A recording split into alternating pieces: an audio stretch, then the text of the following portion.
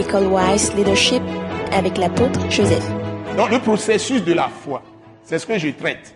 C'est là où je suis en train d'expliquer encore, pour que vous compreniez pourquoi je ne dis pas définition de la foi. Je dis processus de la foi. Comment Dieu forme la foi en nous. Et peut-être Dieu a fait beaucoup de travail en toi, tu ne sais pas toi-même. Il y a même des épreuves qui peuvent venir, Dieu va t'enseigner la foi à travers ça. Si tu n'es pas malade, comment Dieu peut t'apprendre la foi dans la guérison divine? Toutes choses concourent au bien de ceux qui aiment Dieu.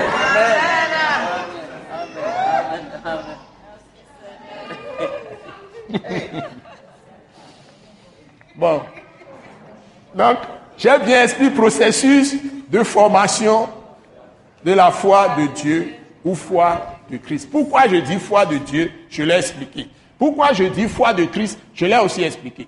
Maintenant, on va prendre le premier texte que j'ai pris dans tout ça. Philippiens, chapitre 3, versets 1 à 3. Donc, avec ce texte, avec ces 3 versets, je vais maintenant prendre la patience de vous montrer comment Dieu forme notre foi ici. Donc, la Bible dit, au reste, mes frères, c'est comme il fait une conclusion. Réjouissez-vous dans le Seigneur. Donc, le Seigneur Jésus-Christ. Je vous l'ai montré tout ce qu'il a fait, je l'ai rappelé. Nous devons nous réjouir à tout moment. Je ne me lasse pas ou je ne me lasse point de vous écrire les mêmes choses. Donc, réjouissez-vous, réjouissez-vous. Il a dit ailleurs aussi, dans d'autres écrits. Il dit, et pour vous, cela est salutaire. Vous voyez, c'est là où je vais attirer votre attention. Donc, le premier point ici, tout ce que les apôtres ont écrit, les écrits des apôtres, sont les fondements de la foi. Si vous voulez parler les apôtres de Christ, Jésus, dont les noms sont mentionnés dans la Bible, tout ce qu'ils ont écrit, c'est leur écrit que nous devons prendre comme ressource. Amen.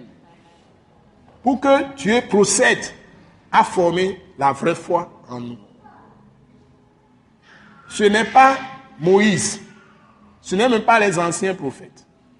Parce que la Bible dit dans Hébreux 1 que Dieu autrefois, Dieu a parlé à nos pères par les prophètes. Mais aujourd'hui, Dieu nous a parlé par son Fils. Donc les paroles qui forment la vraie foi, qui te mettent en relation avec Dieu, c'est les paroles que Christ crucifié, ressuscité, après avoir envoyé le Saint-Esprit, a communiqué aux vrais apôtres, dont les noms sont cités dans la parole de Christ Jésus crucifié et ressuscité.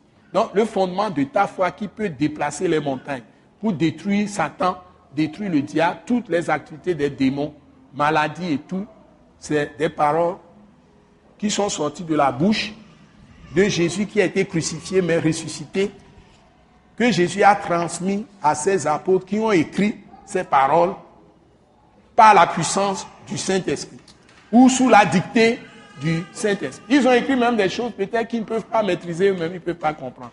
Comme également les anciens prophètes qui écrivaient au sujet de la venue de Jésus, mais ils étaient incapables de savoir comment ça allait se passer. Comment je le sais? Ils ne savaient pas. Les Israélites, quand Jésus est venu, ils ont cru que c'est un Manitou là, quelqu'un qui va tomber du ciel. Comment Dieu peut-il se faire naître comme un homme ordinaire? Pourtant, les prophètes ont dit ça, mais ils recevaient les paroles des prophètes dans la chair. C'est encore par l'Esprit de Dieu, quand Jésus est venu maintenant et qu'il a envoyé le Saint-Esprit, il a averti les apôtres. Vous restez à Jérusalem jusqu'à ce que je vous envoie ce que le Père a promis. Donc, première vérité divine, on appelle ça vérité divine, c'est-à-dire la première loi de Dieu.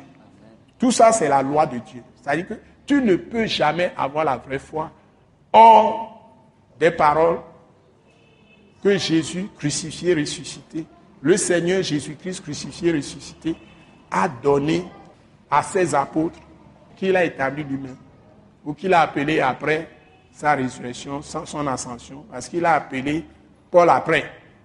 C'est ceux-là qui ont écrit. Donc, c'est dans ces paroles seulement que tu dois te limiter.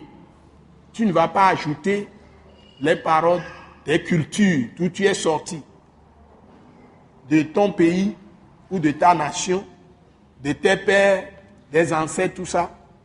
Il n'y a pas une religion qui sauve en dehors de la foi de Christ. Entendons-nous bien. Donc, vérité principe ou vérité, je vais l'écrire comme ça, vérité divine ou principe divin. Numéro 1. La vraie foi, qui est la foi de Dieu, la vraie foi, qui est la foi de Dieu ou foi de Christ, est seulement produite en quiconque accepte les écrits laissés dans la Bible par les apôtres du Christ Jésus qui leur a été communiqué par le Saint-Esprit, envoyé du ciel par Christ de la part de Dieu le Père. Point. Le Saint-Esprit est l'Esprit de Christ ou l'Esprit du Père. Point. Le Saint-Esprit est l'Esprit de Christ ou l'Esprit du Père. Ce message de l'apôtre Joseph Kodouak Bemehin vous est présenté par le mouvement de réveil et d'évangélisation Action toute âme pour Christ international, Attaque internationale.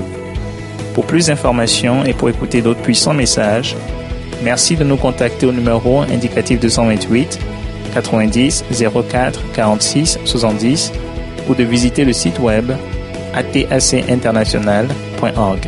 Soyez bénis en Jésus-Christ.